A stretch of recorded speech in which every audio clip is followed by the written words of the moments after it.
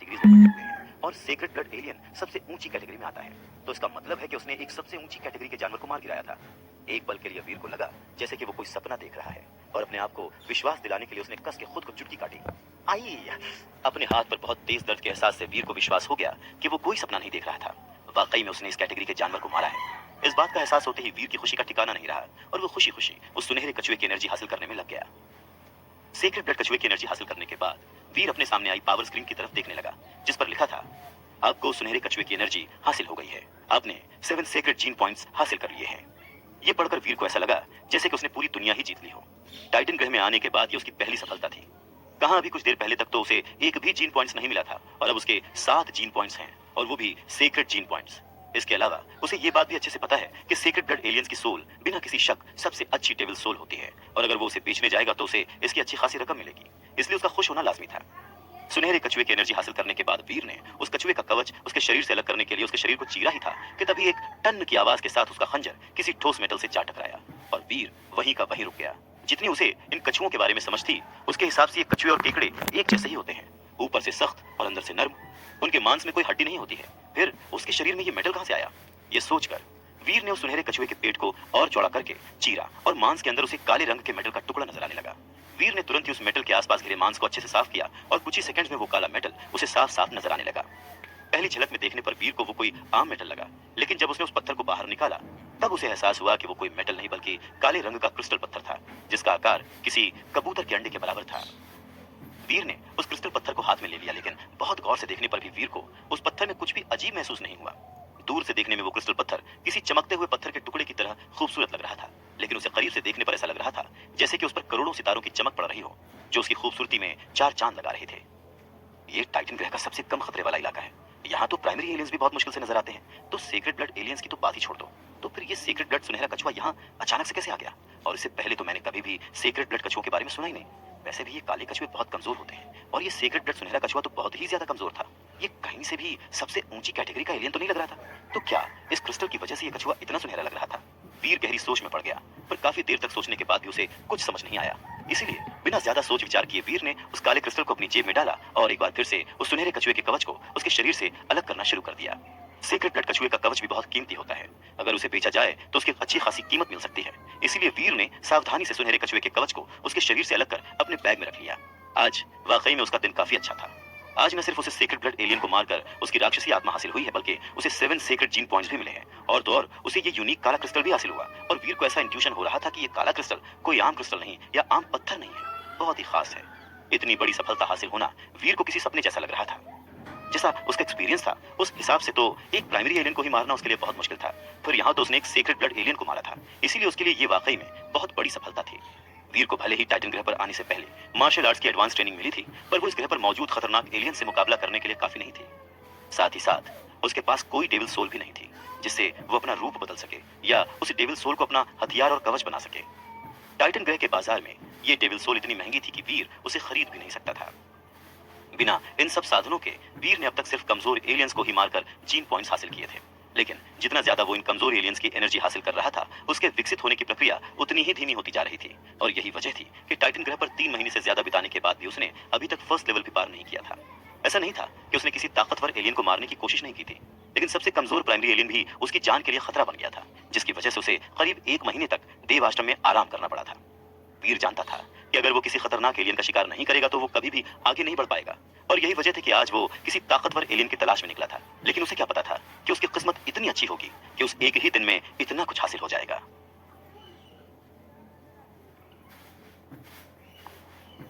शूरवीर में अब आगे सुनिए काले क्रिस्टल की शक्ति। लेकिन अब धीरे धीरे समय उसके हाथ से निकल रहा है। उसके रिश्तेदारों का दिया हुआ 6 महीने का समय जल्द ही खत्म हो जाएगा और वो अभी तक 3 करोड़ रुपए नहीं कमा पाया है।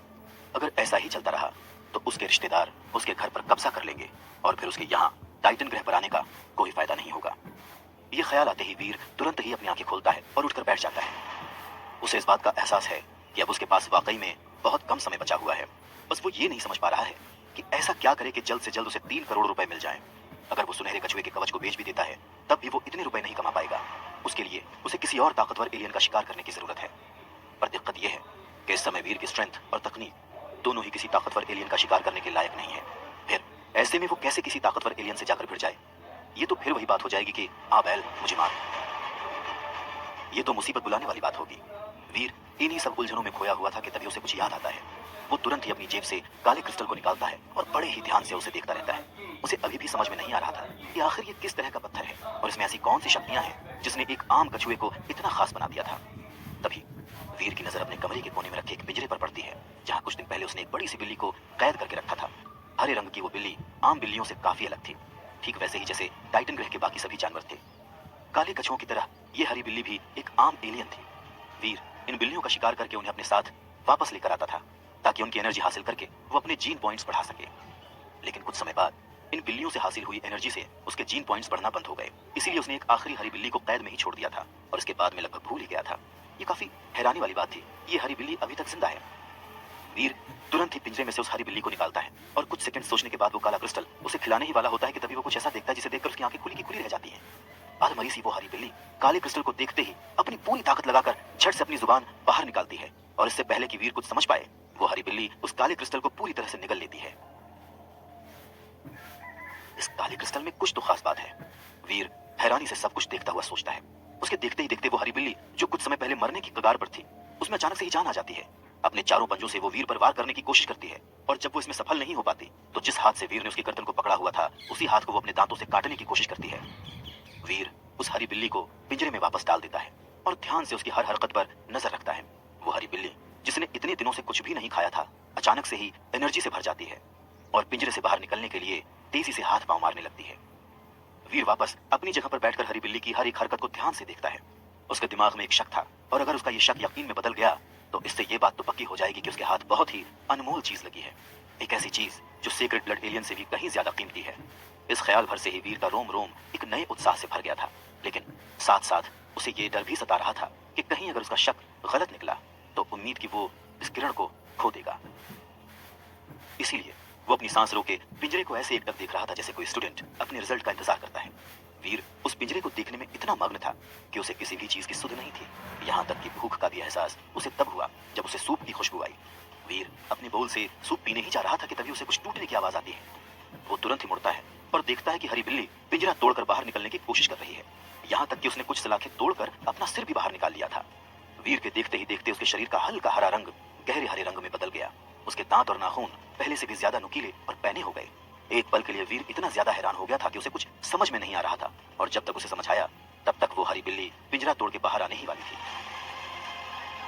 मौके की गंभीरता को समझते हुए वीर तुरंत ही अपना खंजर उठाता है और इससे पहले कि वो हरी बिल्ली पिंजरा तोड़कर पूरी तरह से बाहर निकले, वीर उस हरी बिल्ली के पेट में खंजर भोंककर उसे मार डालता है। वो हरी बिल्ली कुछ देर तक तड़पते हुए वहीं जमीन पर ढेर हो जाती है। हरी बिल्ली के मरते ही वीर के सामने पावर स्क्रीन आ जाती है जिस पर लिखा था, प्राइमरी हरी बिल्ली मारी गई। आपने कोई डेविल सोल हासिल नहीं की है। 0 से 10 जीन पॉइंट्स हासिल करने के लिए इसकी एनर्जी हासिल करें। अपने दिमाग में इस आवाज को सुनकर वीर की आंखें खुली की खुली रह जाती हैं। प्राइमरी हरी बिल्ली यानी कि प्राइमरी एलियन, इसका मतलब मेरा शक सही निकला। ये क्रिस्टल वाकई में एलियंस को डेवलप होने में मदद करता है। वीर की खुशी का ठिकाना नहीं था और उसे समझ में नहीं आ रहा था कि वो इस समय अपनी खुशी का इजहार किस तरह से करे। अगर उसका बस चलता तो शायद वो खुशी के मारे नाचने भी लग जाता। कुछ देर बाद जब उसकी खुशी थोड़ी कम होती है तब वो अपने खंजर से उस हरी बिल्ली के पेट को चीरकर उस काले क्रिस्टल को बाहर निकालता है। बिना इस बात की परवाह किए कि उस काले क्रिस्टल पर अभी भी हरी बिल्ली का खून लगा हुआ है, वीर खुशी के मारे उसे चूम लेता है। थोड़ी देर बाद उस क्रिस्टल को साफ करके वीर उसे अपने हाथ में इस तरह पकड़ता है जैसे कि वो क्रिस्टल नहीं बल्कि कोई अनमोल खजाना हो। इस क्रिस्टल की ही वजह से वो काला कछुआ सुनहरे कछुए में बदलकर एक सीक्रेट ब्लड एलियन बना था। अगर ये हरी बिल्ली भी डेवलप होना जारी रखती तो क्या ये भी एक सीक्रेट ब्लड एलियन बन जाती? ये ख्याल भर ही इतना कमाल का था कि वीर को किसी सपने जैसा लग रहा था। खुद को विश्वास दिलाने के लिए वीर ने एक बार फिर से खुद को चुटकी काटी और तेज दर्द के एहसास ने उसे यकीन दिला दिया कि वो सपना नहीं देख रहा है, ऐसा वाकई में हुआ है। और इस बात का एहसास होते ही उसका रोम रोम खुशी से झूम उठता है। आज वाकई में उसका बहुत अच्छा दिन है। एक ही दिन में इतनी सारी सफलताएं हाथ लगना कोई छोटी बात नहीं थी। कुछ देर तक खुशी मनाने के बाद वीर उस काले क्रिस्टल को संभाल के रख देता है और टाइटन ग्रह के फल और सब्जियों से बने सूप को पीने लग जाता है। क्या पता उसकी किस्मत अच्छी हो और इस सूप को पीकर कोई और अचीवमेंट उसके हाथ लग जाए। बस यही ख्याल दिमाग में रखकर वीर उस सूप को पूरी तरह से खत्म कर देता है और जैसे कि उसे उम्मीद थी, सूप को खत्म करते ही वो एक और सीक्रेट जीन पॉइंट हासिल कर लेता है। कुल मिलाकर अब उसके पास 8 सीक्रेट जीन पॉइंट्स हो गए थे। अगर वीर के पास कोई खास हथियार या साधन होते तो शायद वो एक सीक्रेट जीन पॉइंट से ज्यादा हासिल कर लेता, लेकिन ये भी बुरा नहीं है, खासकर तब जब कुछ घंटों पहले उसे एक सेक्रेट जीन पॉइंट तो दूर कोई आम जीन पॉइंट भी नहीं मिला था। तभी वीर को याद आता है कि पहाड़ी पर उस सुनहरे कछुए को मारने के बाद उसने उसकी डेविल सोल भी हासिल की थी, और ये ख्याल आते ही वो एक बार फिर से पावर स्क्रीन पर अपना डेटा चेक करता है। आपका स्टेटस फर्स्ट लेवल पार नहीं हुए, अब आपका लाइफ स्पैन होगा 200 साल। विकसित होने के लिए जरूरी पॉइंट्स 100 जीन पॉइंट्स, हासिल हुए gene points 79 gene points, 8 secret gene points. Devil soul secret blood सुनहरा कछुआ। सीक्रेट ब्लड सुनहरे कछुए की डेविल सोल की कैटेगरी कवच। सीक्रेट ब्लड सुनहरे कछुए की डेविल सोल का कवच कैसा दिखता होगा? अपना डेटा पढ़ने के बाद वीर सोच में पड़ जाता है। अभी वो इस बारे में सोच ही रहा था कि अचानक हवा में उसे एक सुनहरी परछाई नजर आती है जो देखने में बिल्कुल सुनहरे कछुए की जैसी थी। वो परछाई वीर के शरीर से चिपककर किसी सुनहरे लिक्विड की तरह वीर के पूरे शरीर में फैलकर उसे ढकने लगती है। देखते ही देखते वीर का पूरा शरीर, यहाँ तक कि उसके बाल तक, सब उस सुनहरे लिक्विड से ढक जाते हैं। यह सुनहरा कवच बहुत ही ज्यादा ताकतवर और असरदार था। साथ ही उस कवच में कई शक्तियां और तेजी भी थी। सुनहरी चमक के साथ वो कवच बहुत ही खूबसूरत लग रहा था, बल्कि पहली झलक में तो वो कवच कम और सोने से बना कपड़ा ज्यादा लग रहा था। बस दोनों में फर्क सिर्फ इतना था कि उस कवच ने उसके शरीर को सिर से लेकर पांव तक ढक दिया था। इस सुनहरे कवच में एक ही कमी थी, और वो ये कि जहां जहां उस कवच में जोड़ था वहां वहां उसमें थोड़ी दरारें थी। सिवाय इस एक कमी के उस कवच में और कोई दूसरी कमी नहीं थी। यहाँ तक कि उस कवच को पहनने के बाद वीर को शरीर में किसी भी तरह की हैवीनेस भी नहीं लग रही थी, बल्कि उसका शरीर और भी हल्का और भी फुर्तीला हो गया था। उस कवच को पहनने के बाद वीर खुद को अपने पसंदीदा सुपर हीरो आयरन मैन के जैसा महसूस कर रहा था, और ये एहसास कमाल का था।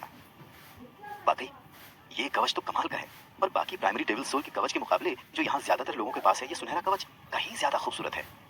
वीर खुशी के मारे झूम रहा था और सोच रहा था, जब से वो यहाँ टाइटन ग्रह पर है तब से ये पहली बार है जब वो इतना ज्यादा खुश था। जब वो देव आश्रम में बाकी सभी लोगों को उनके प्राइमरी डेविल सोल के बने कवच में देखता था तो कहीं ना कहीं उसे बहुत जलन होती थी, पर किसे पता था कि एक दिन उसे भी एक सेक्रेड ब्लड एलियन की डेविल सोल हासिल हो जाएगी।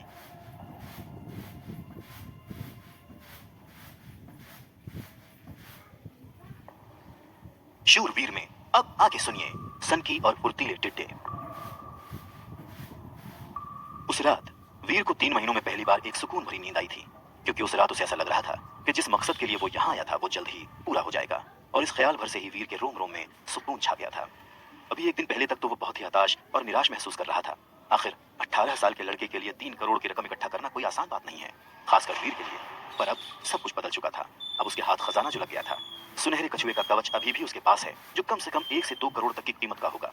इसके अलावा उसके पास काला क्रिस्टल भी है, जिससे वो आम एलियंस को डेवलप कर सकता है, और जब तक ये काला क्रिस्टल उसके पास है तब तक 3 करोड़ रुपए कमाना कोई मुश्किल बात नहीं है। हरी बिल्ली की लाश को जमीन पर पड़ा देखकर वीर कुछ देर तक सोचता है, और फिर उसकी एनर्जी खुद हासिल करने के बजाय उसे एक शीशी में बंद करके सावधानी से अपने बैग में रख लेता है। अब उसे एक एलियन को पकड़ने की जरूरत है जिसे वो काले क्रिस्टल की ताकत से डेवलप कर सके, और फिर उसकी एनर्जी को पैसों के लिए बेच सके। अब जब उसके पास सीक्रेट ब्लड डेविल सोल का कवच है तो वो आसानी से आम एलियंस के बजाय म्यूटेंट एलियंस का शिकार कर सकता है, और इसमें उसकी जान को ज्यादा खतरा भी नहीं होगा। प्राइमरी एलियंस की ज्यादा कीमत नहीं होती है, और एक आम एलियन को प्राइमरी एलियन में बदलने के लिए उसे कम से कम 1 दिन का इंतजार करना होगा। इसलिए वीर फैसला करता है कि वो कम से कम एक म्यूटेंट एलियन की एनर्जी बेचेगा ताकि उसे जल्द से जल्द 3 करोड़ रुपए मिल सके। बस यही सोचकर वीर पूरी तैयारी के साथ अपने कमरे से बाहर निकलता है। हालांकि जैसे ही वो बाहर निकलता है तो वो देखता है कि वहां मौजूद कुछ लोग उसकी तरफ इशारा करके हंस रहे थे, मानो उसका मजाक उड़ा रहे हो। उनमें से कोई भी वीर के पास तक नहीं आ रहा था। सब उसे ऐसे देख रहे थे जैसे कि वो कोई भूत हो। हैरानी की बात तो ये थी कि वो सभी लोग वीर की ही तरह पृथ्वीवासी थे, पर फिर भी वो सब वीर से दूर ही रहते थे। आमतौर पर जब पृथ्वी से कोई टाइटन ग्रह पर आता है तो फिर चाहे वो कितना ही कमजोर क्यों ना हो, अगर उसकी मार्शल आर्ट्स की तकनीक थोड़ी बहुत भी अच्छी होती है तो उसे यहाँ कोई ना कोई साथी मिल ही जाता है, और फिर वो लोग साथ मिलकर प्राइमरी एलियंस का शिकार करते हैं। पर वीर के साथ ऐसा कुछ भी नहीं हुआ। अगर उसे देव आश्रम में एक भी साथी मिल जाता तो शायद उसे एलियंस का शिकार करने में और डेवलप होने में इतनी परेशानी नहीं होती। लेकिन वीर का साथ देना तो दूर, उल्टा सब उससे दूर भागते थे। 3 महीने से ज्यादा टाइटन ग्रह में गुजारने के बाद वीर को अब इसकी आदत हो गई थी, इसलिए अब उसे इस बात से कोई फर्क नहीं पड़ता था कि कोई उसका मजाक बना रहा है या उससे कोई दूर भाग रहा है। दरअसल उन लोगों के इस तरह के बर्ताव के पीछे भी एक कहानी है जिसे याद करके वीर आज भी एम्बैरेस हो जाता है। 3 महीने पहले जब वो पहली बार देव आश्रम आया था तब उसकी नजर एक बड़ी सी सफेद लोमड़ी पर पड़ी थी। पहले तो वीर उस लोमड़ी को देखकर काफी हैरान हुआ था, क्योंकि उस लोमड़ी की कदकाठी पृथ्वी ग्रह की लोमड़ी से काफी अलग थी। पर फिर उसे एहसास हुआ कि वो इस समय पृथ्वी पर नहीं बल्कि टाइटन पर है, और ये लोमड़ी कोई आम लोमड़ी नहीं बल्कि एक एलियन है। इस बात का एहसास होते ही वीर तुरंत ही अपना खंजर निकालकर उस सफेद लोमड़ी पर निशाना साधता है। वीर की तरफ उस सफेद लोमड़ी के पीछे का हिस्सा था, इसलिए वो लोमड़ी अपनी तरफ होने वाले वार को देख नहीं पा रही थी। इसी बात का फायदा उठाकर वीर पूरी सावधानी के साथ अपने खंजर से उस लोमड़ी पर पीछे से वार कर देता है। वीर का ये एक वार पूरे देव आश्रम में उसे और अवनी शेरगिल को मजाक का विषय बना गया था। क्यों? क्योंकि वो सफेद लोमड़ी कोई एलियन नहीं बल्कि अवनी शेरगिल खुद थी, जो वीर की ही तरह एक पृथ्वीवासी थी। जब वीर ने उस पर वार किया, उस समय डेविल सोल की शक्ति का इस्तेमाल करके अवनी ने अपना रूप बदल रखा था। अवनी शेरगिल पूरे देव आश्रम में सबसे ताकतवर लड़की थी। सीक्रेट जीन पॉइंट्स के साथ उसके फिजिकल डेवलपमेंट की पहली लेवल पूरी होने ही वाली थी और वो दूसरे लेवल की तरफ बढ़ रही थी। ऐसे में अभी अभी आया एक लड़का इस तरह से उस पर पीछे से वार करे, उसके लिए काफी बेइज्जती की बात थी और यही वजह थी कि यह हादसा सबके लिए मजाक बन गया था। हालांकि किसी की इतनी हिम्मत नहीं थी कि वो अवनी के सामने इस बात का मजाक बनाए, लेकिन पीठ पीछे सभी इस बात पर हंसते थे और तभी से देव आश्रम में वीर सन के नाम से फेमस हो गया। इस हादसे के बाद से अवनी ने खुलेआम इस बात का ऐलान कर दिया कि देव आश्रम में अगर कोई भी वीर के साथ नजर भी आ गया तो वो इंसान बिना कुछ किए ही अवनी के दुश्मनों की लिस्ट में आ जाएगा। देव आश्रम में कोई भी अवनी की दुश्मनी मोल नहीं लेना चाहता था। आखिर पानी में रहकर मगर से पैर कौन रखता है, और एक पल के लिए अगर कोई अवनी शेरगिल से दुश्मनी मोल लेना चाहे भी तो भी वीर रहेजा जैसे कमजोर इंसान के लिए ये कोई क्यों करना चाहेगा। बस यही वजह थी कि देव आश्रम में सभी वीर से अपनी दूरी बनाए रखते थे। जैसे वीर के लिए टाइटन ग्रह पर पहले से ही कम मुसीबतें थी कि सोने पर सुहागा करने के लिए वो अवनी शेरगिल की ब्लैकलिस्ट में भी आ गया, पर वीर इसके लिए अवनी को गलत नहीं ठहरा सकता क्योंकि गलती खुद वीर की ही थी। वो पहली बार सिर्फ अपने शहर से ही नहीं बल्कि पूरी पृथ्वी से ही दूर किसी दूसरे ग्रह पर आया था और काफी ज्यादा नर्वस था। साथ ही साथ उसने कभी भी ना तो ऐसे अजीब से जानवर देखे थे और ना ही किसी को ऐसे रूप बदलते देखा था। हाँ, अपनी माँ के साथ वो एक सीरियल देखता था जिसमें लड़की अपना रूप बदलकर नागिन बन जाती थी, पर असल जिंदगी में उसने ऐसा कभी नहीं देखा था। कम से कम इच्छाधारी लोमड़ी तो नहीं देखी थी, किसी फिल्म या सीरियल में भी नहीं। तो ऐसे में उसे इस तरह की गलती होना लाजमी था, पर फिर भी वो अवनी शेरगिल को कोई दोष नहीं देना चाहता था। यही क्या कम है कि उसकी इस गलती पर अवनी ने गुस्से में उसे जान से मारा नहीं, वरना 18 साल की कम उम्र में ही उसकी फोटो पर हार अच्छा नहीं लगता। देवाश्रम में टेलीपोर्ट होकर आने में एक ही बात सबसे अच्छी है और वो ये कि यहाँ पर मौजूद लोग किसी सीक्वेंस में नहीं चुने जाते, इसलिए यहाँ पर वीर की जान पहचान का कोई भी नहीं है और तभी किसी को भी वीर का असली नाम भी नहीं पता। ये भी एक वजह है कि सभी लोग वीर को सन के नाम से ही जानते हैं। उन लोगों की बातों पर ध्यान दिए बगैर वीर बिना किसी से कुछ कहे अपनी मंजिल की ओर निकल पड़ता है। आमतौर पर प्राइमरी एलियंस देव आश्रम से कुछ 10-12 किलोमीटर की दूरी पर पाए जाते हैं। इससे पहले वीर ने उस इलाके में जाने की कभी हिम्मत नहीं की क्योंकि वो इस लायक नहीं था कि प्राइमरी एलियंस का सामना कर सके, पर अब उसके पास उसका कवच है, इसलिए वो आसानी से प्राइमरी एलियंस का शिकार कर सकता है। पिछली बार तो एक तांबे के दांत वाले गैंडे का शिकार करने की कोशिश में पूरी तरह से घायल हो गया था और दुख की बात तो ये थी कि वो एलियन प्राइमरी एलियंस की कैटेगरी में सबसे कमजोर एलियन था, पर फिर भी उसने वीर को पूरी तरह से घायल कर दिया था। पर अब वीर आसानी से उस तांबे के दांत वाले गैंडे को मार सकता था, पर फिर भी इस समय वीर उस तांबे के दांत वाले गैंडे का शिकार करने के बजाय फुर्तीले टिड्डे का शिकार करने का फैसला करता है। हालांकि प्राइमरी एलियन के तौर पर फुर्तीले टिड्डों का शिकार बहुत ही नाजुक होता है और अगर उनकी कमजोर जगह पर वार किया जाए तो उन्हें एक आम खंजर से ही आसानी से मारा जा सकता है। लेकिन दिक्कत यह है कि फुर्तीले टिड्डे इतने तेज होते हैं कि आम आदमी के लिए उनकी स्पीड का मुकाबला कर पाना आसान नहीं होता और उनके आरी जैसे तेज पैर आसानी से एक इंसान की हड्डी पसली एक कर सकते हैं। एक बार ये फुर्तीले टिड्डे अगर किसी इंसान पर वार कर दें तो वो भले ही मरे या ना मरे लेकिन अपाहिज जरूर हो जाता है। बस इसीलिए बहुत ही कम लोग इन फुर्तीले टिड्डों के शिकार के लिए निकलते हैं, लेकिन वीर के लिए इन फुर्तीले टिड्डों का शिकार करना सबसे बेस्ट ऑप्शन था। चाहे ये कितने ही फुर्तीले और ताकतवर क्यों ना हो, लेकिन अंत में हैं तो प्राइमरी एलियंस ही। चाहे ये फुर्तीले टिड्डे किसी भी तरह से वार करें, लेकिन वीर के सुनहरे कवच को नुकसान नहीं पहुंचा सकते और वीर आसानी से उन्हें मार सकता है। और सबसे जरूरी बात, इन फुर्तीले टिड्डों के हाथ पांव और पंख कट जाने के बाद भी ये जिंदा रहते हैं। बस इसके बाद ये किसी पर वार नहीं कर पाते, इसलिए इस तरह से वीर आसानी से इन टिड्डों को अपने साथ ले जाकर काली क्रिस्टल की शक्ति की मदद से इन्हें एक म्यूटेंट एलियंस में बदल सकता है और उसके बाद इनकी एनर्जी को बेच सकता है। और क्या पता, अगर उसकी किस्मत अच्छी हुई तो कुछ फुर्तीले टिड्डों को मारकर उसे डेविल सोल भी हासिल हो सकती है। फुर्तीले टिड्डों की डेविल सोल एक तेज लंबे खंजर के आकार में होती है, एक ऐसा हथियार जिसे चलाने में वीर ने महारत हासिल कर रखी है। हालांकि ये तेज लंबा खंजर कहने को तो प्राइमरी एलियन की डेविल सोल से बना एक हथियार है, लेकिन फिर भी सभी हथियारों में सबसे तेज है। यहाँ तक कि इसकी तुलना म्यूटेंट एलियंस की डेविल सोल से बने हथियार से की जा सकती है। क्योंकि फुर्तीले टिड्डों का शिकार खतरनाक होता है, इसलिए बहुत ही कम लोग इसके शिकार के लिए निकलते हैं और उससे भी कम लोगों के पास फुर्तीले टिड्डों की डेविल सोल से बना हथियार होता है। इसीलिए ये बहुत ही रेयर हथियार है और अगर इसे बेचा जाए तो इसकी कीमत 2 करोड़ से भी ज्यादा की होगी। इसलिए वीर चाहता था कि वो फुर्तीले टिड्डे की डेविल सोल को हासिल कर ले। अगर वो ऐसा करने में कामयाब हो जाता है तो फिर उसे म्यूटेंट एलियन की एनर्जी बेचने की जरूरत नहीं पड़ेगी। जैसे जैसे वीर फुर्तीले टिड्डों के इलाके के करीब जा रहा था, वैसे वैसे उसे कम से कम लोग दिख रहे थे और फुर्तीले टिड्डों के इलाके के आसपास तो उसे एक भी इंसान नजर नहीं आया। वीर जानता था कि इस इलाके में उसे बहुत सावधान रहने की जरूरत है, इसलिए वो तेजी से चलने के बजाय बहुत ही धीमे धीमे कदम रख रहा था। वो पूरा इलाका लंबी घास और पेड़ से भरा हुआ था, ऐसे में इसका अंदाजा लगा पाना मुश्किल था कि फुर्तीला टिड्डा कहाँ छुप कर बैठा होगा। एक छोटी सी लापरवाही भी भारी पड़ सकती है। इसीलिए जल्दबाजी में मरने से अच्छा है कि आराम से काम को अंजाम दिया जाए। आखिर दुर्घटना से देर भली होती है। वीर बस यही सोचे जा रहा था।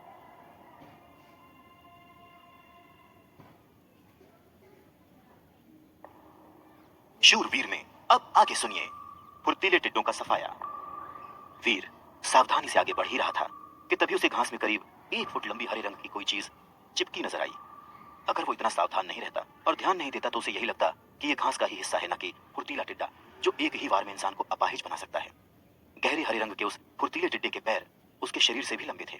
साथ ही साथ उसके नाजुक शरीर के अपोजिट उसके पैर बहुत ही पैने और चमकदार भी थे। उसके पैरों की मजबूती की तुलना किसी उच्च श्रेणी के मिश्रित धातु से बड़ी आसानी से की जा सकती थी।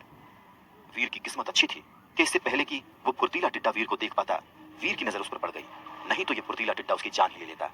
सावधानी से आगे बढ़ते हुए वीर इस बात का अनुमान लगाने की कोशिश करता है कि वो उस फुर्तीले टिड्डे के कितने नजदीक जा सकता है, जिससे कि उस फुर्तीले टिड्डे को उसकी आहट तक महसूस ना हो।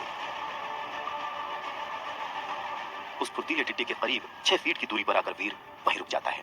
वो कोई भी रिस्क नहीं लेना चाहता था, क्योंकि अगर उस फुर्तीले टिड्डे को उसके वहां होने का आभास हो गया तो वीर छुपकर वार करने के अपने इस मौके को खो देगा। मौका देखकर वीर तेजी से घास से बाहर निकलता है और अपने खंजर से सीधे उसके पेट पर वार करता है। पर कहीं ना कहीं वीर ने उस फुर्तीले टिड्डे की स्पीड और खतरा पहचानने की शक्ति को नजरअंदाज कर दिया था। दरअसल फुर्तीले टिड्डे को वीर की आहट तभी लग गई थी जब वो तेजी से घास से बाहर निकला था। इसीलिए इससे पहले कि वीर पूरी तरह से उस पर वार कर सके, वो फुर्तीला टिड्डा तेजी से हवा में उड़कर अपने पैरों से वीर पर वार कर देता है। भले ही वीर समय से उस फुर्तीले टिड्डे के वार से बचता है और पीछे हट जाता है, पर फिर भी फुर्तीले टिड्डे के पैर वीर के माथे पर लग ही जाते हैं। जैसे लोहे से टकराने की आवाज आती है, ठीक वैसी ही आवाज पूरे इलाके में गूंज जाती है। क्योंकि वीर ने अपना सुनहरा कवच पहना हुआ था, इसलिए फुर्तीले टिड्डे के इस वार से वीर को कोई नुकसान नहीं पहुंचा, लेकिन फिर भी उसे हल्का सा चक्कर आता महसूस हुआ, मानो कि उसका सिर किसी पत्थर से जा टकराया हो। लेकिन हैरानी की बात तो यह थी कि उसके सुनहरे कवच पर एक खरोंच तक नहीं आई थी। एक्साइटेड वीर इस मौके का फायदा उठाते हुए एक बार फिर अपने खंजर से उस फुर्तीले टिड्डे के पेट पर वार करके उसके 2 टुकड़े कर देता है। इस बार उसका निशाना अचूक था, जिसकी वजह से फुर्तीले टिड्डे को बचाव या वार करने का कोई मौका नहीं मिला। प्राइमरी एलियन फुर्तीला टिड्डा मारा गया। आपको कोई भी डेविल सोल हासिल नहीं हुई। 0 से 10 जीन पॉइंट्स हासिल करने के लिए इसकी एनर्जी हासिल करें। ये कवच वाकई कमाल का है। जब तक ये मेरे साथ है, मैं जिसे चाहूं से मार सकता हूं और कोई भी मेरा कुछ नहीं बिगाड़ सकता। यहां तक कि म्यूटेंट एलियंस भी मेरा कुछ नहीं बिगाड़ सकते। जब तक ये कवच मेरे साथ है तब तक मैं सुरक्षित हूं।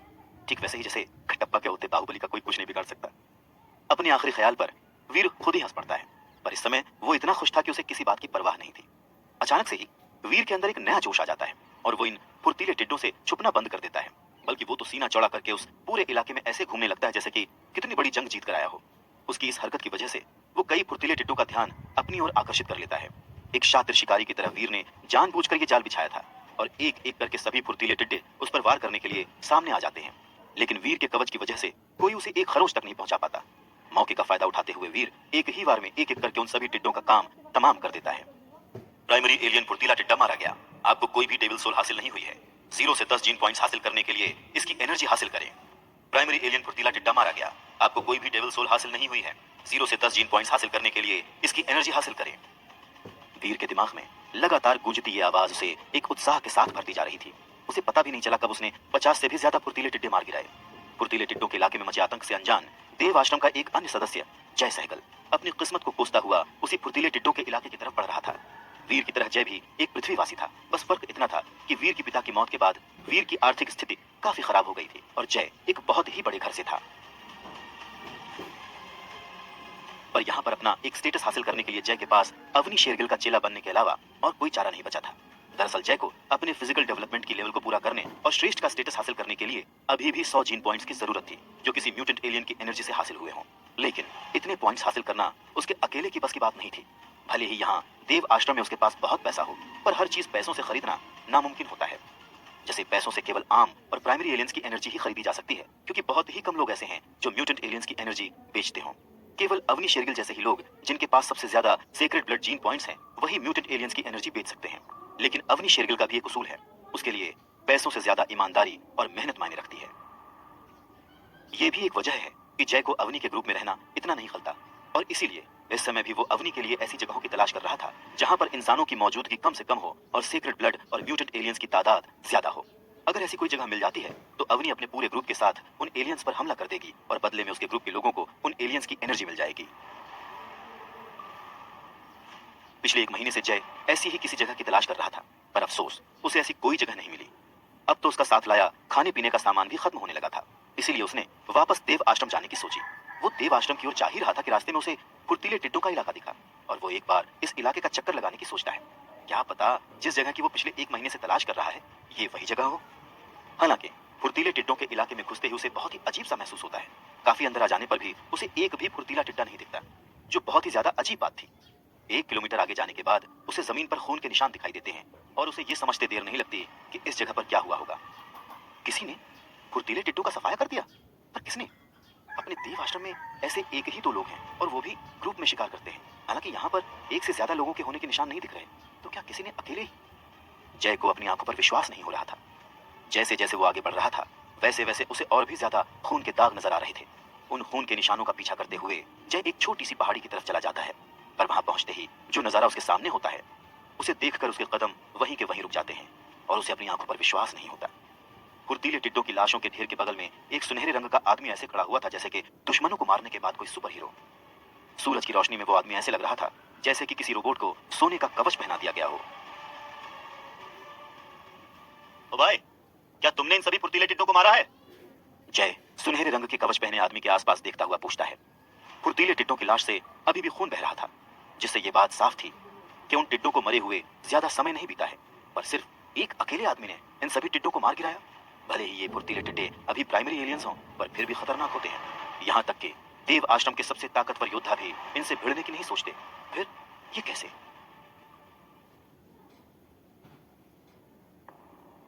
शूरवीर में अब आगे सुनिए। गंगाधर ही शक्तिमान है। जमीन पर कम से कम 3 दर्जन मरे हुए फुर्तीले टिड्डे होंगे। इतने टिड्डों को मारने के लिए अवनी शेरगिल को भी किसी की मदद की जरूरत पड़ेगी। तो इस इंसान ने अकेले इतने सारे टिड्डों को कैसे मार गिराया? कौन है ये? सुपरमैन, स्पाइडरमैन या फिर बाहुबली? तुम्हें क्या चाहिए? एक फुर्तीले टिड्डे की कीमत 10,000 रुपए। वीर अपने सामने खड़े हैरान लड़के को देखते हुए पूछता है। जय के वहां आने से पहले वीर सोच ही रहा था कि वो इतने सारे मरे हुए टिड्डों का क्या करे। जोश जोश में उसने इतने टिड्डे मार तो दिए, पर वो ये भूल गया कि जरूरत से ज्यादा इन फुर्तीले टिड्डों की एनर्जी हासिल करने के बाद उसे एक भी जीन पॉइंट नहीं मिलेगा। अभी वो ये सब सोच ही रहा था कि तभी जय वहां आ गया था और उसने वीर को इन टिड्डों की लाश के साथ देख लिया। अच्छा हुआ वीर ने अपना कवच अभी तक पहना हुआ था, नहीं तो शायद जय उसे पहचान लेता। एक टिड्डा 10,000 का, बस इतना सस्ता? जय हैरानी से वीर को देखता है। ये पहली बार कुछ बेच रहा है क्या जो इतना कम दाम लगा रहा है? जय वीर को देखते हुए सोचता है, भले ही बहुत से लोग प्राइमरी एलियंस का शिकार कर लेते हो, पर फिर भी इस तरह के एलियंस की तादाद कम होती है, खास करके फुर्तीले टिड्डे जैसे एलियंस की, जिनकी एनर्जी आज तक किसी ने भी हासिल नहीं की थी। इसीलिए इनकी कीमत 10,000 से कहीं ज्यादा होनी चाहिए। और अगर वीर इन टिड्डों की लाशों को देव आश्रम पहुंचाने में जय की मदद कर देता है तो यही दाम 2-3 गुना तक बढ़ सकता है। तो फिर सुनहरे कवच में खड़ा ये आदमी अपना नुकसान क्यों करना चाहता है?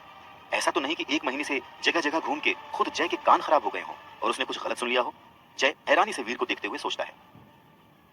हाँ, 10,000 का एक टिड्डा लेना है तो लो, वरना चलते बनो। वीर का जवाब जय के शक को दूर कर देता है और जय को विश्वास हो जाता है कि ये आदमी वाकई में पहली बार कुछ बेच रहा है, इसीलिए इसे इन फुर्तीले टिड्डों की सही कीमत नहीं पता। पर जय जैसा सोच रहा था वैसा कुछ भी नहीं था। वीर को अच्छे से पता था कि इन फुर्तीले टिड्डों की क्या कीमत है, पर वो जानता था कि बिना किसी कन्वेंस के इतने सारे मरे हुए फुर्तीले टिड्डों को वापस देव आश्रम ले जा पाना नामुमकिन है।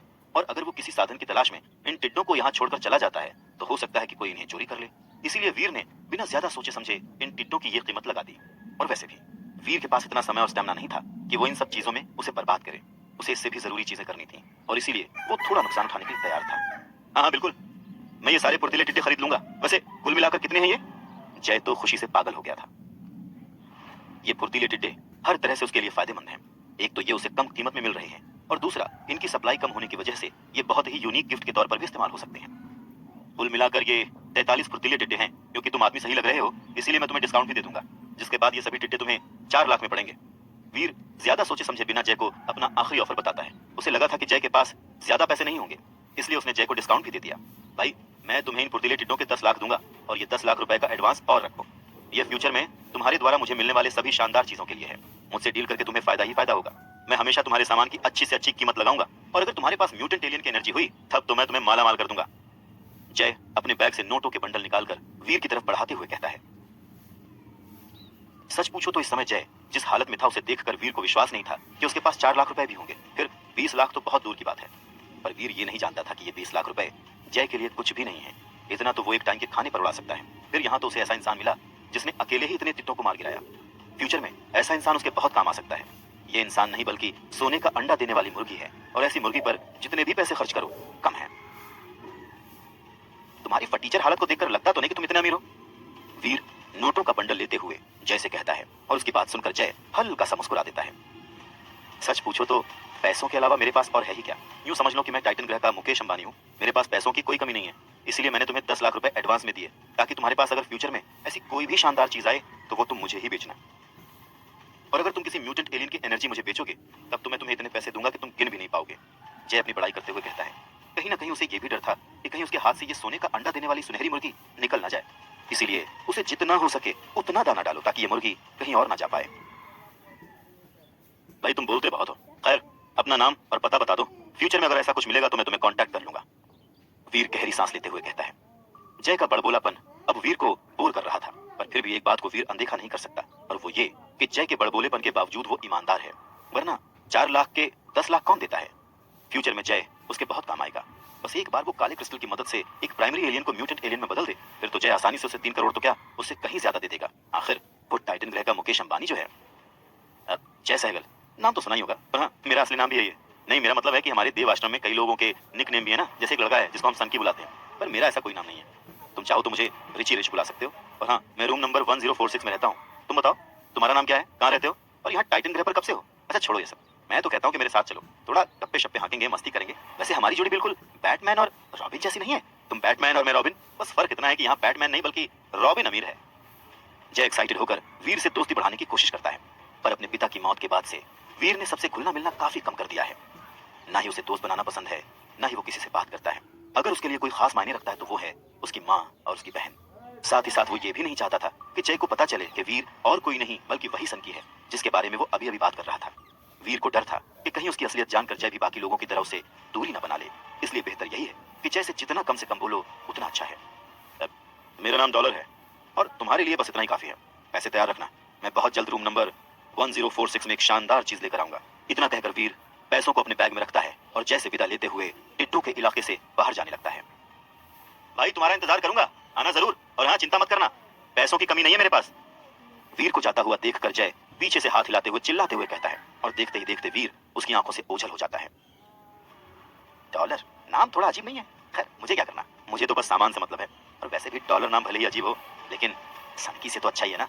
पता नहीं वो लूजर कहां भटक रहा होगा। वीर के जाने के बाद जय सोचता है, बेचारे को अब तक समझ नहीं आया कि गंगाधर ही शक्तिमान है, यानी कि जिस सनकी का देव आश्रम में ये सारे लोग मजाक उड़ाते हैं वो कोई और नहीं, वीर उर्फ डॉलर ही है।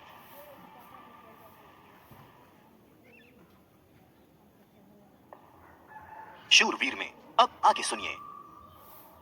ग्रैंड मास्टर, अब इन्हें वापस देव आश्रम कैसे लेकर जाऊं? वीर के जाने के बाद जय अपने सामने मरे हुए फुर्तीले टिड्डों का ढेर देखकर सोचने लगता है। अगर 10-12 टिड्डे होते तो वो आसानी से अपने बैग में रखकर ले जा सकता था, पर यहाँ तो 43 टिड्डे हैं। उसे किसी ना किसी की तो मदद लेनी ही होगी। काश वो डॉलर इन टिड्डों को देव आश्रम पहुंचाने में उसकी मदद कर देता। जय गहरी सांस लेते हुए सोचता है, पर अब जब डॉलर यहाँ नहीं है तो उसे खुद ही इन मरे हुए फुर्तीले टिड्डों को वापस लेकर जाना होगा। कुछ देर तक सोचने के बाद जय कुछ फुर्तीले टिड्डे अपने बैग में रखकर देव आश्रम ले जाने और बाकी बचे हुए टिड्डों के लिए अपने दोस्तों की मदद मांगने का फैसला करता है। अच्छी बात यह थी कि फुर्तीले टिड्डों के इलाके में इंसान ना के बराबर होते हैं, इसीलिए जब जय देव आश्रम से अपने दोस्तों के साथ लौटता है तो फुर्तीले टिड्डों की लाशें उसे वहीं मिलती हैं जहां उसे वो छोड़कर गया था। इतने सारे मरे हुए फुर्तीले टिड्डों को देखकर जय के दोस्तों का हैरानी से मुंह वैसे ही खुला का खुला रह जाता है जैसे कि कुछ घंटे पहले जय का था। जय, क्या सच में उस डॉलर ने अकेले इन सारे फुर्तीले टिड्डों को मारा है? जय का दोस्त हैरानी से फुर्तीले टिड्डों की लाशों का ढेर देखते हुए पूछता है। और क्या, मतलब मैंने उसे मारते हुए तो नहीं देखा, लेकिन उस वक्त उस इलाके में कोई और था भी नहीं, और ये टिड्डे तुरंत ही के मरे हुए लग रहे थे। अब अगर उसने नहीं मारे होंगे तो भला और कौन मारेगा? Captain America? जय थोड़ा चिढ़ते हुए अपने दोस्तों से कहता है। कोई उसके सोने की मुर्गी की काबिलियत पर शक करे, ऐसा वो भला कैसे देख सकता था? इतने सारे टिड्डे एक साथ मारना खुद कैप्टन अमेरिका के भी अकेले के बस की बात नहीं है, उसे भी बाकी सारे एवेंजर्स की मदद की जरूरत पड़ेगी मेरे भाई। मेरे हिसाब से तो ये एक से ज्यादा लोगों का काम है, जैसे कोई गैंग। और जब बाकी लोग इन लाशों को वापस ले जाने के लिए किसी साधन का इंतजाम करने गए होंगे, तब उस डॉलर ने सारा क्रेडिट खुद ले लिया होगा। एक इंसान अकेले इतने सारे फुर्तीले टिड्डों को मार ही नहीं सकता, वो जरूर अपने मुंह मियां मिट्टू बन रहा होगा। जय का दोस्त मुंह बनाते हुए कहता है, और उसके बाकी दोस्त भी उसकी बात से सहमत होते हैं। उनमें से किसी को भी विश्वास नहीं था कि वीर ने अकेले इन फुर्तीले टिड्डों को मारा है। उन लोगों को अपनी बातों पर अड़ा हुआ देखकर जय समझ गया इनमें से किसी को भी उसकी बातों पर विश्वास नहीं है, इसलिए उसने आगे कुछ और नहीं कहा। बस चाहे कोई कुछ भी कहे, पर जय एक बात बहुत अच्छे से जानता था, बल्कि उसे विश्वास था कि इन सभी फुर्तीले टिड्डों को डॉलर यानी कि वीर ने ही मारा है, और समय आने पर ये बेवकूफ लोग भी उसकी इस बात पर विश्वास करेंगे। जहां एक तरफ जय अपने दोस्तों के साथ फुर्तीले टिड्डों की लाशों को देव आश्रम ले जाने की तैयारी कर रहा था, वहीं दूसरी तरफ जिस शख्स ने इस पूरे कारनामे को अंजाम दिया था वो अगले शिकार की तरफ बढ़ रहा था। फुर्तीले टिड्डों को मारने के बाद वीर देव आश्रम जाने के बजाय तांबे के दांत वाले गैंडे का शिकार करने के लिए निकल पड़ता है। अब क्योंकि उसने लगभग सभी फुर्तीले टिड्डों को जान से मार दिया था, इसलिए फुर्तीले टिड्डों के इलाके में उसे एक भी फुर्तीला टिड्डा नहीं मिला। ऐसे में उसने तांबे के दांत वाले गैंडों का शिकार करने का फैसला किया। हालांकि इससे पहले जब उसने ऐसा करने की कोशिश की थी तब वो पूरी तरह से घायल हो गया था, पर अब वक्त बदल चुका है। अब उसके पास उसका सुनहरा कवच है, इसलिए अब वो आसानी से उस तांबे के दांत वाले गैंडे का सामना कर सकता है। बस यही ख्याल मन में लिए वीर तांबे के दांत वाले गैंडे की तलाश में निकल पड़ा। देव आश्रम के आसपास काफी सारे तांबे के दांत वाले गैंडे घूमते रहते हैं, और उनमें पूरी तरह से विकसित हो चुके तांबे के दांत वाले गैंडों की तादाद भी अच्छी खासी होती है। तो अगर मैं काले क्रिस्टल की मदद से किसी प्राइमरी तांबे के दांत वाले गैंडे को म्यूटेंट वाला जानवर बना लेता हूँ तो किसी को भी मुझ पर शक नहीं होगा। बस यही ख्याल मन में रखकर वीर तांबे के दांत वाले गैंडों के इलाके में पहुंचता है और तांबे के दांत वाले गैंडे की तलाश करता है। कुछ ही दूरी पर उसे तांबे के दांत वाले गैंडों का एक झुंड दिखता है। अपने पिछले अनुभव के कारण वीर अच्छे से जानता था कि इन तांबे के दांत वाले गैंडों का मुकाबला करना आसान नहीं है, और वो भी तब जब वो इतनी बड़ी तादाद में हो। इसीलिए वो बिना कोई जल्दबाजी किए पेड़ के पीछे छुपकर सही मौके का इंतजार करता है। थोड़ी देर तक इंतजार करने के बाद उसे वो सही मौका मिल जाता है जिसका उसे बेसब्री से इंतजार था। उन तांबे के दांत वाले गैंडों के झुंड में वहां अब बस 2 ही तांबे के दांत वाले गैंडे बचे थे। बाकी सभी गैंडे इधर उधर चले गए थे। मौके का फायदा उठाते हुए वीर तुरंत ही पेड़ के पीछे से निकलता है, और इससे पहले कि वो तांबे के दांत वाले गैंडे अपनी तरफ आने वाले खतरे को भांप पाते, वीर अपने सुनहरे कवच की मदद से उन दोनों गैंडों को मौत की नींद सुला देता है। प्राइमरी एलियन तांबे के दांत वाला गैंडा मारा गया। आपको कोई भी डेविल सोल हासिल नहीं हुई। 0 से 10 खास जीन पॉइंट्स हासिल करने के लिए इसकी एनर्जी हासिल करें। प्राइमरी एलियन तांबे के दांत वाला गैंडा मारा गया। आपको प्राइमरी तांबे के दांत वाले गैंडों की डेविल सोल हासिल हो गई है। 0 से 10 खास जीन पॉइंट्स हासिल करने के लिए इसकी एनर्जी हासिल करें। अपने दिमाग में यह आवाज सुनकर वीर की आंखें खुली की खुली रह जाती हैं। उसे अपनी किस्मत पर विश्वास नहीं होता, जो पिछले एक दिन से कुछ ज्यादा ही चमक रही है। 43 फुर्तीले टिड्डे और इतने दिनों से हजारों आम एलियन मारने के बाद भी उसे एक भी डेविल सोल नहीं मिली, और अभी बस 2 तांबे के दांत वाले गैंडों को मारने भर से ही उसे एक डेविल सोल हासिल हो गई। डॉक्टर खुराना सही कहते थे, डेविल सोल मिलना वाकई में किस्मत की बात है। वीर की खुशी का ठिकाना नहीं था। भले ही तांबे के दांत वाले गैंडे टाइटन के बहुत ही आम एलियन हैं, पर फिर भी इनकी डेविल सोल मिलना बहुत बड़ी बात है। कहने को तो तांबे के दांत वाले गैंडे प्राइमरी एलियंस की कैटेगरी में आने वाले कमजोर एलियंस में से एक होते हैं, पर फिर भी इनकी डेविल सोल काफी ज्यादा फेमस है। इसलिए वीर के लिए केवल 2 गैंडों को मारने से ही उसकी डेविल सोल हासिल होना बहुत बड़ी बात थी। अपनी आंखों को बंद करके वीर तांबे के दांतों वाले गैंडे की डेविल सोल को बुलाता है, और कुछ ही सेकंड्स में उसे एक कांटेदार परछाई नजर आने लगती है। वीर के देखते ही देखते वो तांबे की कांटेदार परछाई आधे चंद्रमा के आकार में दिखने वाले भाले के रूप में बदलकर वीर के हाथों में आ जाती है। प्राइमरी तांबे के दांत वाले गैंडे की डेविल सोल की कैटेगरी हथियार। अपने दिमाग में इस आवाज को सुनकर वीर खुशी से झूम उठता है। आधे चंद्रमा के शेप का वो भाला देखने में बहुत ही चमकदार और खतरनाक था। कुछ समय तक वीर उस भाले के साथ इस तरह से खेलता है जैसे कि कोई 2 साल का बच्चा अपने पसंदीदा खिलौने के साथ खेल रहा हो। अपने शौक और टाइटन ग्रह पर आने से पहले मिली ट्रेनिंग की वजह से वीर को भाला चलाने की बेसिक्स अच्छे से पता थी, इसीलिए अपने भाले को अलग अलग दिशा में चलाने में वीर को किसी भी तरह की परेशानी नहीं महसूस हो रही थी। शरीर पर सुनहरा कवच और हाथ में आधे चंद्रमा के शेप का भाला लिए वीर को ऐसा महसूस हो रहा था जैसे कि वो प्राचीन समय का कोई वॉरियर हो, और ये एहसास वीर के लिए कमाल का था, खासकर तब जब एक दिन पहले उसके पास डेविल सोल तो दूर विकसित होने के पहले चरण को पूरा करने के लिए पर्याप्त जीन पॉइंट्स भी नहीं थे। कुछ देर तक अपने नए हथियार के साथ खेलने के बाद वीर उसे वापस परछाई के रूप में बदल देता है और एक जिंदा तांबे के दांत वाले गैंडे की तलाश में निकलता है। किस्मत से उसे एक अकेला प्राइमरी तांबे के दांत वाला गैंडा दिख भी जाता है, और मौका देखकर वीर उसे अधमरा करके अपनी कैद में ले लेता है। अब बस उसे इस प्राइमरी जानवर को देव आश्रम ले जाकर काले क्रिस्टल की मदद से म्यूटेंट हुए जानवर में बदलना है। रास्ते में एक सुनसान जगह देखकर वीर अपने शरीर से अपना कवच हटाकर अपने असली रूप में आ जाता है और कंधे पर रस्सियों से बंधे हुए अधमरे तांबे के दांत वाले गैंडे को लादे देव आश्रम की ओर बढ़ता रहता है। हालांकि इस समय उसकी किस्मत थोड़ी खराब थी, क्योंकि देव आश्रम के गेट पर ही वीर का सामना देव आश्रम के ऐसे गैंग से हो गया जिनकी नजरों में वीर कांटे की तरह चुभता था। वैसे तो देव आश्रम में सभी वीर से दूर रहते थे, लेकिन इस गैंग के लोगों को वीर से कुछ खास लगाव था। तभी तो वो लोग वीर को बेइज्जत करने और नीचा दिखाने का एक भी मौका नहीं छोड़ते थे, खासकर कि उस गैंग का लीडर जिसे देव आश्रम में सभी ग्रैंड मास्टर के नाम से जानते थे। बस यही होना बचा था। इतना अच्छा दिन बीतने के बाद अब इन मूर्खों की फौज से सामना होना जरूरी था क्या? वीर उस गैंग के लोगों को देखकर सोचता है जो इस वक्त अलग अलग एलियंस की डेविल सोल को अपनी अपनी सवारी बनाए देव आश्रम से बाहर निकल रहे थे। वीर को इस गैंग या देव आश्रम के किसी भी इंसान से कोई भी मतलब नहीं था, लेकिन फिर भी इस गैंग ने देव आश्रम में उसका जीना हराम कर दिया था। और जिस इंसान ने उसे सबसे ज्यादा परेशान कर रखा था वो था ग्रैंड मास्टर के नाम से जाना जाने वाला उस गैंग का लीडर, जो इस समय पीठ पर लाल तलवार लिए और 3 पैरों वाले घोड़े की डेविल सोल को अपनी सवारी बनाए देव आश्रम से बाहर निकल रहा था। देव आश्रम में 3 ही ऐसे लोग हैं जो अधिकतम सीक्रेट जीन पॉइंट्स के साथ शारीरिक रूप से म्यूटेंट होने की कगार पर हैं, और ग्रैंड मास्टर उन्हीं 3 लोगों में से एक है। वीर ये तो नहीं जानता कि ग्रैंड मास्टर का असली नाम और पहचान क्या है, पर उसे इतना जरूर पता है कि वो खुद को पूरे देव आश्रम का राजा समझता है। खैर, इस समय वीर इन लोगों की वजह से अपना मूड नहीं खराब करना चाहता था, इसलिए वो चुपचाप बिना कुछ कहे थोड़ा साइड में खड़ा हो जाता है ताकि उन लोगों को जाने का रास्ता मिल सके।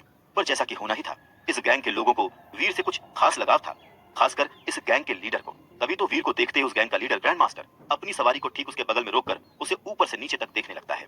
अगले ही पल देव आश्रम में एक चट की आवाज गूंजती है और सभी देखते हैं कि ग्रैंड मास्टर ने अपने लेदर के कोड़े से वीर के कंधे पर जोरदार वार किया है। ग्रैंड मास्टर के वार की वजह से वीर के कंधे पर रस्सियों से बंधा तांबे के दांत वाला गैंडा नीचे जमीन पर गिर जाता है। जिस जगह पर वीर को कोड़ा लगता है उस जगह का कपड़ा फट जाता है, जिसमें से उसका घाव साफ नजर आने लगता है जो अब धीरे धीरे सूज रहा था। पर हैरानी की बात तो यह थी कि इतने गहरे घाव के बावजूद वीर के मुंह से उफ तक नहीं निकली और वो बस चुपचाप वहीं खड़ा रहा। दरअसल ग्रैंड मास्टर के वीर के प्रति इस तरह के लगाव की एक खास वजह थी। देवाश्रम में सभी जानते थे कि ग्रैंड मास्टर अवनी शेरगिल को बहुत पसंद करता है और उसे इंप्रेस करने की हर मुमकिन कोशिश करता है। ऐसे में वीर, या दूसरे शब्दों में कहें तो सनकी का अवनी पर पीछे से वार करना उसकी बर्दाश्त से बाहर था। और यही वजह थी कि बिना कोई खास मेहनत किए वीर अपने आप ही ग्रैंड मास्टर की दुश्मनों की लिस्ट में शामिल हो गया। देवाश्रम में वैसे भी वीर की जिंदगी आसान नहीं थी, और रही सही कसर ग्रैंड मास्टर ने पूरी कर दी थी, जो वीर को नीचा दिखाने का कोई भी मौका नहीं छोड़ता था।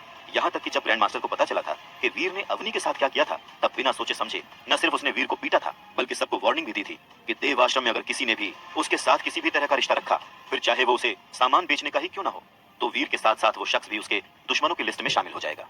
किसकी इतनी हिम्मत हुई कि उसने तुम्हारे जैसे 2 कौड़ी के आदमी को ये प्राइमरी एलियन बेचा? ग्रैंड मास्टर वीर को घृणा भरी नजरों से ऊपर से नीचे देखते हुए कहता है, मैंने खुद इसका शिकार किया है। वीर रूखी आवाज में ग्रैंड मास्टर की आंखों में आंखें डालते हुए कहता है। ऐसा नहीं था कि ग्रैंड मास्टर के इस तरह के बर्ताव से उसे गुस्सा नहीं आ रहा था, पर वो इन लोगों से किसी भी तरह का पंगा नहीं लेना चाहता था। हाँ, इस समय उसके पास उसका सुनहरा कवच और हथियार दोनों ही हैं, लेकिन इन दोनों चीजों के होते हुए भी वीर का ग्रैंड मास्टर से तो क्या, इस गैंग के किसी भी इंसान से मुकाबला करना नामुमकिन था। इस गैंग के सभी लोगों के पास अच्छी खासी डेविल सोल्स हैं, और ग्रैंड मास्टर तो फिजिकली डेवलप होने की कगार पर है। इन सब के मुकाबले वीर की ताकत इस समय कम है। ये लोग आसानी से वीर का काम तमाम कर सकते थे। वीर को अपनी मौत का डर नहीं था, लेकिन उसे अपनी माँ और बहन की चिंता थी। अगर इस अनजाने ग्रह पर उसे कुछ हो गया तो उसकी माँ और बहन का क्या होगा? बस इसीलिए वीर इन लोगों से पंगा लेकर हीरो बनने के बजाय इन लोगों से बदला लेने के लिए सही मौके का इंतजार करने का फैसला लेता है। और यही वजह थी कि वीर इस समय बस खून का घूंट पीकर रह गया। तेरे लिए बस यही अच्छा होगा बच्चे, क्योंकि अगर मुझे पता चला कि किसी ने तेरे साथ किसी भी तरह का बिजनेस करने की कोशिश की है ना, तो तुम दोनों के लिए अच्छा नहीं होगा। इस आखिरी चेतावनी के साथ ग्रैंड मास्टर एक आखिरी बार वीर को देखता है और वहां से चला जाता है। ए सनकी, किसी भी तरह की होशियारी मत करना, समझा? नहीं तो तुझे एक बार फिर से सबक सिखाने के लिए मुझे जरा सी भी तकलीफ नहीं होगी। ग्रैंड मास्टर के जाते ही उसका दायां हाथ और पुराना दोस्त व्योम बख्शी वीर को बेरहमी से देखते हुए कहता है और वहां से चला जाता है। वीर इस इंसान को कभी नहीं भूल सकता, क्योंकि अवनी शेरगिल के साथ हुए हादसे के बाद ग्रैंड मास्टर ने इसे ही वीर को पीटने के लिए भेजा था। गुस्से में लाल आंखों के साथ वीर उन सबको जाते हुए देखता है और फिर चुपचाप अपने शिकार किए हुए एलियन को जमीन से उठाकर सबकी उपहास भरी नजरों को नजरअंदाज करते हुए अपने कमरे की तरफ चला जाता है। मुझे और ताकतवर बनना होगा, और वो भी जल्द से जल्द। अपने दिल में बदले की आग जलाए वीर अपने आप से ये वादा करता है, भले ही अभी वो इस पूरे गैंग से अकेले मुकाबला करने के लिए कमजोर हो, पर एक बात तो वो अच्छे से जानता है कि एक दिन ऐसा जरूर आएगा जब वो इन सभी से अपनी बेइज्जती